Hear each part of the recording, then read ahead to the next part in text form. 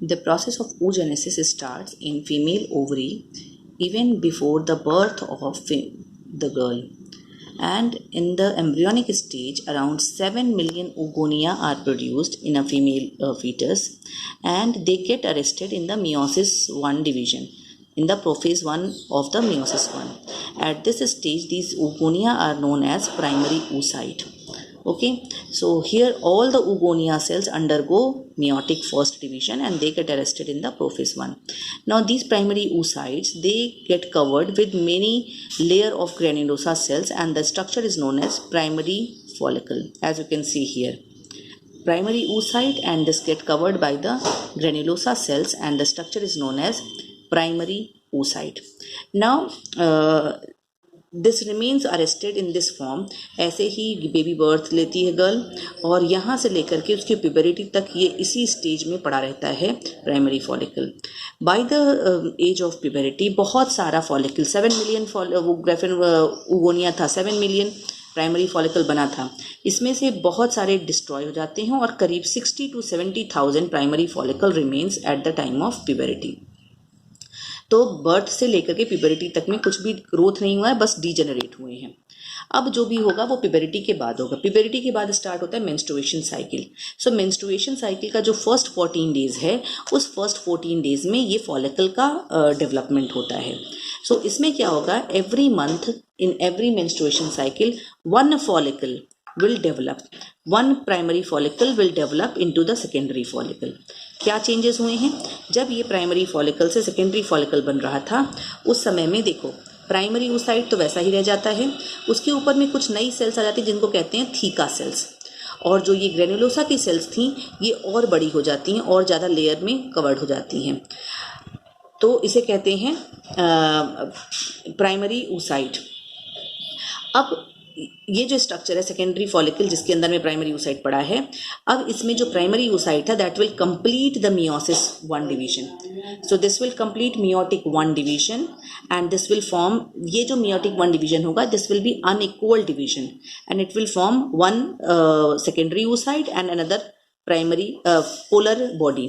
तो यहाँ एक पोलर बॉडी बनेगी और एक सेकेंडरी oocyte बनेगा. यहाँ स्ट्रक्चर आप देखिए, एक पोलर बॉडी और एक सेकेंडरी oocyte. ठीक, तो अब इसमें क्या क्या चेंजेस हुए हैं? अब इसमें एक तो ये डेवलपमेंट कंप्लीट हो गया है, डिवीजन. दूसरा, इसमें एक कैविटी बन गई है. इस कैविटी को कहते हैं फ्लूइड फिल्ड कैविटी बन गई, जिसको कहते हैं एंट्रम कैविटी. सो एक एंट्रम कैविटी बन गई, और जो थीका की सेल्स थी यहाँ पर, वो थीका की सेल्स अब लेयर में अरेंज हो जाएंगी, 2 लेयर में. अंदर में ये है थीका इंटरना और बाहर में हो गया थीका एक्सटर्ना. ओके, सो टर्शरी, अब इस स्ट्रक्चर को हम कहेंगे टर्शरी फॉलिकल. सो टर्शरी फॉलिकल में क्या क्या है? Secondary oocyte, polar body, antrum cavity, theca interna, theca externa and granulosa layer. ठीक, अब ये मेच्योर होगा. अब ये मेच्योर होकर के बनाएगा ग्राफियन फॉलिकल. प्राइमरी फॉलिकल से ग्राफियन फॉलिकल तक बनने में करीब 14 डेज लगते हैं, जो मेंस्ट्रुएशन साइकिल का मिड पीरियड होता है. ये जो ग्राफियन फॉलिकल बना, इसमें जो सेकेंडरी oocyte था वो सेकेंडरी oocyte और मेच्योर हो गया, और इसके बाहर में एक लेयर बन गई जिसको हमने कहा zona pellucida layer. Secondary oocyte, यहाँ पर ये पोलर बॉडी बची हुई है, एंट्रम कैविटी, ग्रेनुलोसा लेयर, ये सारा कंप्लीट है. इसी स्टेज में होगा ओव्यूलेशन. ओव्यूलेशन का मतलब रिलीज ऑफ सेकेंडरी oocyte और ओवम. इसी सेकेंडरी oocyte को हम कहते हैं ओवम. तो यहाँ तक देखो केवल फर्स्ट meiotic डिवीजन हुआ है, सेकेंड meiotic डिवीजन नहीं हुआ है. सेकेंड meiotic डिवीजन, अब जो ये ओवम रिलीज हुआ है ओव्यूलेशन के थ्रू, ये रिलीज होकर चला गया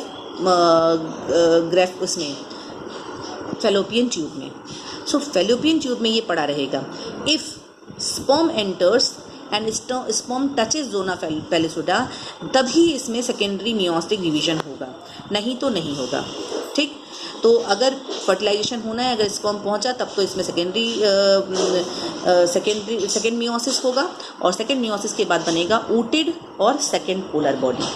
ओके, सेकेंड पोलर बॉडी इसका कोई काम नहीं है, डिस्ट्रॉय हो जाएगा, और ooted this will get fertilised by sperm to produce zygote. So ये कंप्लीट स्ट्रक्चर है oogenesis का। यहाँ पर एक चीज़ और मेंशन कर दूँ कि जब ये मियोसिस 1 कंप्लीट होता है और ये बनाता है सेकेंडरी oocyte, तो यहाँ पर मियोसिस 1 में ही क्रोमोसोम नंबर हाफ हो जाता है।